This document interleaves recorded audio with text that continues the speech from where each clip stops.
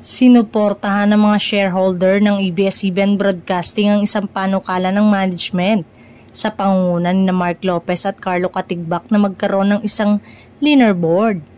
Sa isang spesyal na pagpupulong ng mga stockholder na ginanap ngayong araw, 81% ng mga shareholder ang bumoto upang bawasan ang bilang ng mga direktor mula 11 hanggang 4.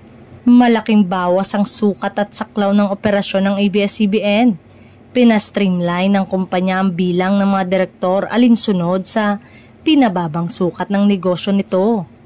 Bilang karagdagang benepisyo, pinapataas din nito ang ratio ng mga independent director sa mga regular na direktor, sabi ng ABS-CBN. Inaasahan ng ABS-CBN na maaprubahan ng Securities and Exchange Commission ang mga pagbabago sa susunod na buwan. Ang dating higanting media ay nagbawas sa mga gastos sa pamamagitan ng pagbabayad ng utang, pagtanggal ng mga empleyado at pagbibenta ng mga ari-arian matapos mawala ang prangkisa sa telebisyon 5 taon na ang nakakaraan. Isa na rin kaya itong paghahanda sakaling muling magbalik sa ere ang ABS-CBN network.